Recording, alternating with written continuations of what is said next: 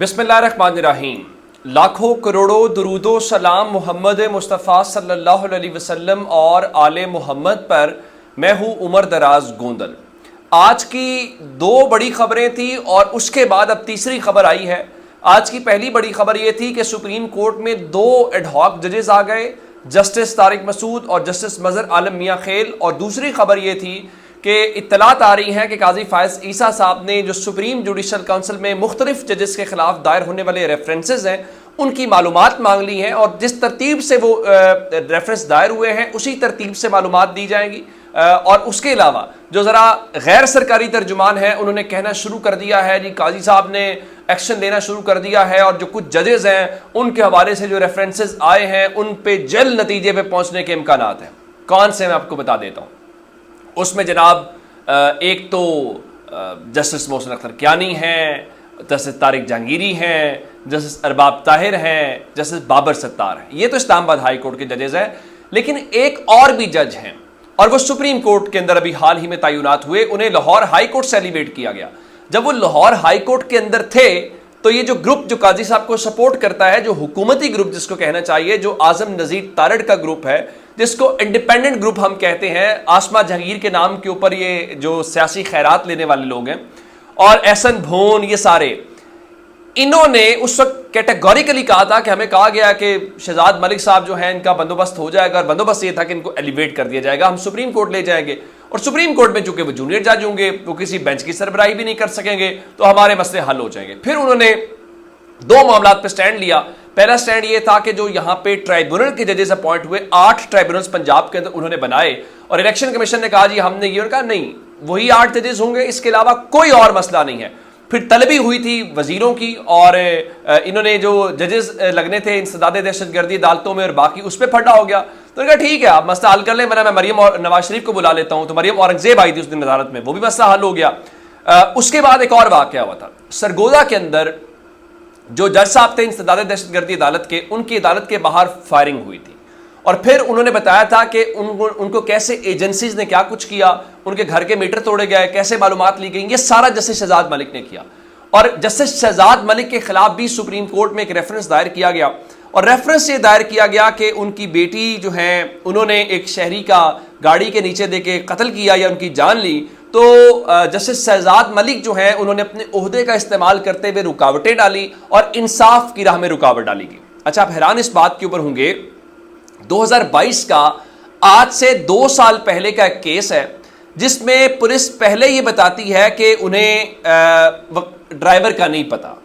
यानी उस वक्त एक तो ये वाकया यहाँ का नहीं है और ये वाकया इस्लामाबाद का है। अगर ये वाकया इस्लामाबाद का है तो लाहौर हाई कोर्ट का जज जिसकी डोमेन पंजाब की है और वो उस वक्त चीफ जस्टिस भी नहीं था, तो वो जज इस्लामाबाद के अंदर इंसाफ की राह में रुकावट कैसे डाल सकता है? एक सवाल।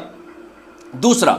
2022 में कोई घोस्ट ड्राइवर था, यानी कोई नामालूम ड्राइवर था, लेकिन उसके बाद जस्टिस शहजाद मलिक साहब ने कुछ ऐसे फैसले किए, कुछ ऐसी चीजें की जिससे जाहिर है जो ताकतवर हल्के हैं उनको बुरा लगा, उनको नागवार गुजरा। तो उसके बाद जस्टिस शहजाद मलिक साहब ने खुल के तकरीर भी की और उन्होंने कहा कि मुल्क के अंदर जो इस्टेब्लिशमेंट की मुदाखलत है वो जारी है 75 साल से, लेकिन उन्होंने इस उम्मीद का इजहार किया कि ये खत्म होगी, ये बाब खत्म होगा। तो अब पता ये चला कि 2022 के अंदर जो जिस मुकदमे में घोस्ट ड्राइवर था, नामालूम ड्राइवर था, तो उन्होंने चंद रोज पहले जो पुलिस है उसने इस सिलसिले में अदालत को बताया नहीं नहीं जनाब, हमें ना 2 साल के बाद कुछ नई फुटेजेस मिली हैं, और नई फुटेजेस में हमने ये देखा है कि खातून जो है वो लैंड क्रूजर को चला रही थी। बिल्कुल ठीक है, अगर वो खातून लैंड क्रूजर को चला रही थी तो वो खातून कौन थी? तो अब जाके पता चला है कि उनका नाम शानजे मलिक है और वो जस्टिस शहजाद मलिक साहब की साहबजादी हैं। और ये जो वाकया है ये वहां पे इस्लामाबाद के अंदर जो शकील तनोली नामी एक शहरी था वो जाम बहक हुआ, जिसको लेके फिर हमने लाहौर हाईकोर्ट में प्रेस कॉन्फ्रेंस देखी, फिर इस्लामाबाद में देखी, फिर हमने डी चौक के अंदर जस्टिस शहजाद मलिक के पुतले जलाते हुए लोगों को देखा, फिर डी चौक से वो लोग सुप्रीम कोर्ट जाना चाहते थे और ये अचानक उसी वक्त एक्टिव हुए। पहले आपने 2 साल देखा होगा जब शहजाद मलिक साहब ने कुछ ऐसे फैसले किए जो ताकतवरों को जरा परेशान किया। तो अब जो शानजे मलिक साहबा का इंकशाफ हुआ कि जनाब देखें वो तो गाड़ी वो चला रही थी, तो जब गाड़ी वो चला रही थी तो आज جس عامر فاروق صاحب کی جو عدالت ہے ان کے سامنے یہ کیس لگے ہوئے تھے، اور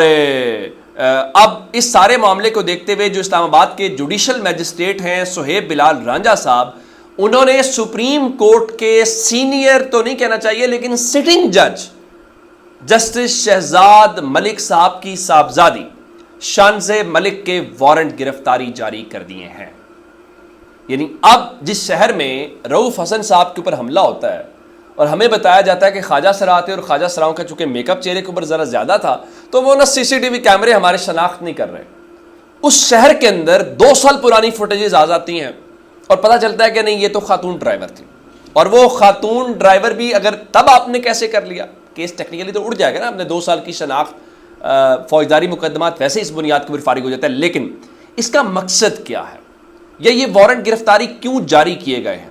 اس کا مقصد بڑا واضح ہے، ججز کے اوپر دباؤ ڈالنا، ججز کی فیملیز کو ملائن کرنا، اور ان کو یہ احساس دلانا کہ ہم کسی بھی حد تک جائیں گے۔ حالانکہ ابھی شہزاد ملک صاحب نے سپریم کورٹ میں، ایون وہ فل کورٹ میں بھی نہیں بیٹھے ہوئے تھے اس وقت، ان کی ابھی ایلیویشن بھی نہیں ہوئی تھی، فل کورٹ بنی تھی، لیکن یہ باقی سب ججز کو پیغام ہے، وہی پیغام جو آپ نے 6 ججز کو اسلام آباد ہائی کورٹ میں دیا، انہوں نے خط لکھا، پھر آپ نے پشاور سے پوچھا، کوئٹہ سے پوچھا، لاہور سے پوچھا، سندھ سے پوچھا، سب کا ایک ہی جواب تھا کہ عدلیہ میں طاقتوروں کی مداخلت ایک کھلی کتاب کی مانند ہے۔